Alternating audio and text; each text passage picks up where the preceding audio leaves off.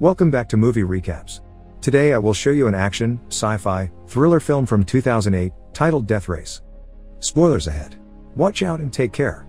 Record high and crime rates spiral out of control. The prison, Terminal Island Penitentiary streams a series of cage fights live on the internet, and prisoners fighting to the death become a rating sensation. Freedom. In today's race, there are only two cars left. One is driven by masked inmate Frankenstein and his navigator Case, and the other is Frank's oldest rival, Machine Gun Joe. Both of them are nearing the finish line and ready to do anything. Joe will destroy them and wants out, but Frank refuses to let Joe win, so Case ejects herself out of the car as Frank crosses the finish line at the same time Joe shoots it, winning yet exploding in the process, paying the workers the full amount they owe him. As the workers start getting agitated, the anti-riot into the fray and beat some cops in return. Night has already fallen by the time he makes it home. After saying hello to his wife, Jensen checks on his baby upstairs, unaware that a masked criminal is taking this chance to break into the house and kill his wife. When Jensen returns to the kitchen, the man knocks him out, puts the murder weapon in Jensen's hand, and leaves after making a shooting gesture with his gloved hand. Jensen wakes up moments later to find the police arresting him for the murder of his wife. 6 months later, Jensen is transferred to Terminal Island Prison, where he is received by guard Ulrich, who sprays him with freezing water, allows another cop to hit him, and takes him to a cell with 3 other prisoners who intend to beat him up. Ulrich comes to check on him, wanting to enjoy seeing him in trouble, while being observed by Coach, Gunnar, and Lists, who recognizes Jensen as a former record holder driver that killed his career. The hall suddenly falls silent when Pachenko and his friend approach Jensen to provoke him, first by spitting on his food, then calling him a woman killer and a kid abuser. Jensen reacts by wants him to become the new Frankenstein.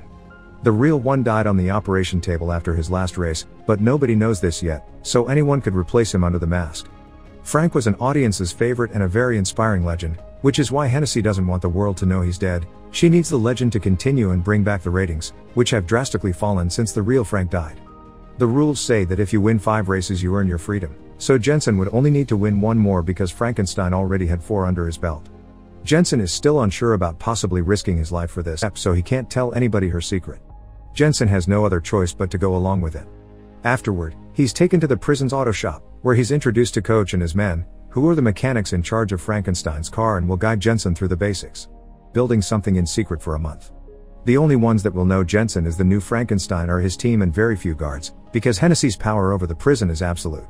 Then Coach shows him the car he'll be driving, a modified Mustang V8 Fastback. It comes with a variety of both defensive and offensive gadgets, but it doesn't get loaded with ammo until race day so that prisoners can't use it to try to escape. It's impossible to do so anyway, because the prison is on an island, so the only way out is through a small bridge that would get He and the team continue their chat at the prison's backyard. The race has 3 stages. During the first 2 he must try to get rid of as many opponents as he can, and during the third one, the key is speed to make it to the finish line. All drivers count with a navigator companion, which are girls brought from the women's facility. The one exception to this rule is Joe, who prefers to have a fellow team member as navigator instead of a girl because he goes through them so fast. There's 14K, a Triad member and MIT graduate, Hector Grimm, a certified psychopath that worships Hennessy, Slovo Pachenko, leader of the Aryan Brotherhood in the prison, to insult Jensen and leave a message for Frankenstein saying this race is only between the 2 of them. At the moment, a van brings back some inmates that have been doing work detail, and seeing them makes him realize the man that killed his wife was wearing one as well. When the day for the first race stage finally comes, Jensen is given Frank's clothes, mask, and even his ring to wear, and his mere presence brings back all the viewers the show had lost. But he's allowed to take off his mask inside the car because the windows are made of mirrored glass and Case also knows the secret. While getting ready, Jensen asks her what she's in prison for, and thanks to Case's knowledge of the area, it's easy for Jensen to go head to head with Joe at the very front, managing to pass him into first place when Case points out a shortcut he can take. It's then that Hennessy turns on the shield and weapons, which are manholes on the ground that a driver needs to go over with, kills a minor driver by pushing his car against it. He also causes Joe to fall behind after shooting oil at his car, but he loses the race when 14K pushes him off track with a missile and Joe runs him over.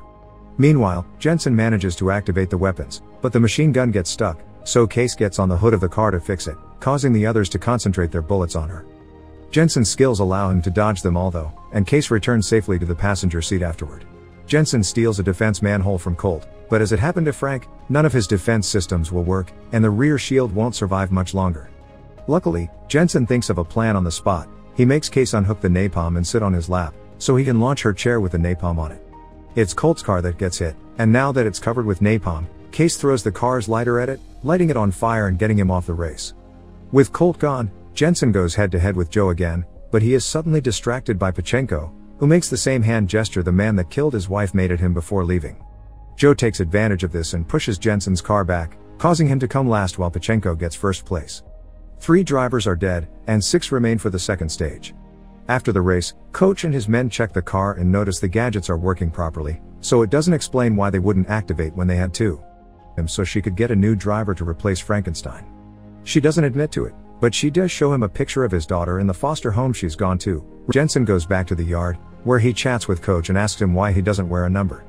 Coach explains he is technically not a prisoner anymore. He qualified for parole 3 years ago, but he couldn't bring himself to cross the gate. The world had changed too much, and he preferred the familiarity of the races. He also doesn't believe Jensen killed his wife. Later in the evening, while working on the car, Jensen sees Pachenko passing by and decides to follow him to his pit, where he gets captured by Pachenko's team. He punches Jensen a couple of times before grabbing a heavy tool to smash his head, not caring if he has Hennessy's protection, but he's stopped by List a metal shard from the ground and stab his captor, then he knocks him and his friend out before going after Pachenko. He punches him, throws him around, and hits him with various boxes until Pachenko admits Hennessy made him kill his wife and Ulrich was the one to take him there.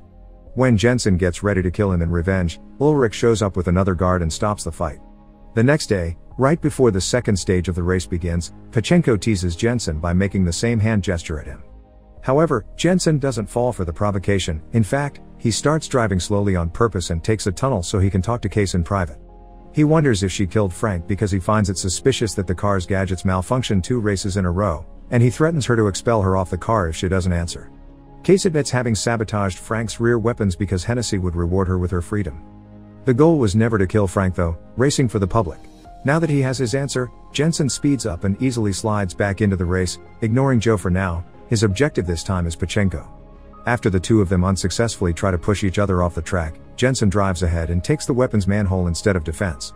This confuses everyone because the weapons are at the front of the car, so Jensen surprises them by suddenly turns around again and hits the smoke, causing Pachenko to crash against it. Between this and Joe deciding to change his navigator in the middle of the race, Hennessy decides it's the right moment to release the thing she's been building all this time, a multi-weapon tanker truck called Dreadnought. This truck is incredibly powerful and quickly catches up with the drivers, immediately killing 2 minor competitors. Since it belongs to the warden, it also has the benefit of being allowed inside the buildings, which lets it take a shortcut and appear at the front of the race. The Dreadnought slowly kills 14K's navigator before grabbing his car with chains and shooting at it until it explodes, which means only Jensen and Joe are left.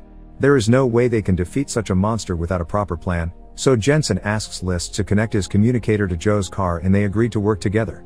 They flank the truck with their cars, doing their best to dodge any incoming attacks, and when a trap manhole appears in front of them, each of them hits it with 2 wheels, getting the 4 needed to activate it. This causes the tap to come up and the truck to crash against it. Now the second stage of the race is over, and Jensen and Joe will be the only drivers making it to the third. Later in the evening, Joe comes over to Jensen's pit to point out his voice suspiciously sounds a lot like Frank's, but he doesn't push for answers. Meanwhile, Ulrich and Hennessy decide that they need to kill Jensen since the Frankenstein mask can still be worn by someone else in the future. The following day, before the race starts, when she mentions this may be the first time someone may win their freedom with a 5th victory, Jensen realizes that they always rig the races to eliminate anyone that could possibly win for the 5th time, and that's why nobody has ever achieved it before, which means he won't be allowed to win today either. On a video of Grimm's death. This gives him an idea for a plan, and he asks List to add a half-gallon reserve tank to his car before going to Joe's pit to ask him to collaborate with him again. While Jensen is changing into Frank's clothes, Hennessy visits him to give him his release papers and to make him a new offer. If he wins, she wants him to stay in prison and continue to be Frankenstein because the track is where it belongs. She claims he isn't daddy material and an ex-con couldn't give his daughter a good life, so choosing to stay would be an incredible unselfish act of love. Jensen goes to join the race without giving her an answer yet, but he does put away the release papers in his pocket. When he gets in his car, Case admits Hennessy also spoke to her and asked her to stop Jensen if he was about to win, but he doesn't worry about it. As soon as the race begins, Ulrich starts controlling the manhole so they only Hennessy activates a defense manhole for Jensen to take in order to keep the viewers interested, but Joe launches a rocket at it, destroying it. He has more rockets to go and he launches them all at Jensen, who dodges them and lets them hit a wall. This wall was the one behind Grimm when he died, and it's already weakened because of that old explosion. So today Jensen and Joe have been calculating their attacks for them to land on the weak spot, and now the rockets hit it for a final blow that opens a hole and allows them to escape them before pressing the bomb detonator, but nothing happens. Coach and his men had already removed the bomb from the car and deactivated it. Joe and Jensen make it to the bridge, but the police cars are getting closer, so it's time to pull the next part of his plan. Jensen releases that extra half-gallon reserve tank, which hits the cars behind them, causing an explosion and a wall of fire that prevents any other cars from chasing them. Both convicts manage to cross the bridge gates and take two different roads so that all the helicopters only follow Jensen, who is the most important of the two. As Joe drives away, Case agrees to help Jensen with the last part of his plan because she owes it to Frank, and Hennessy has already given her the release papers, so they'll be obliged to let her go. When they are passing by some construction cranes, Jensen jumps off the car under their shadows and hides in there while Case takes his place at the wheel. She only gets to drive a couple of miles more before the helicopters stop her with a wall of fire. Back in the prison offices, Ulrich says the ratings are off the charts and congratulating gifts are already arriving. Hennessy opens the gift box he's brought and finds the bomb Ulrich had put under Jensen's car, which then explodes, killing them both. Outside in the track, Coach can be seen having pressed the detonator. 6 months later, Joe and Jensen have made a new life in Santa Rosalia, Mexico. They work together as mechanics in their own auto shop, and Jensen has regained custody of his daughter. Case visits them too after her release papers finally get processed, bringing with her a racing car for them to check out. Make sure to subscribe and turn on notifications so you can watch more videos like this. Thanks for watching.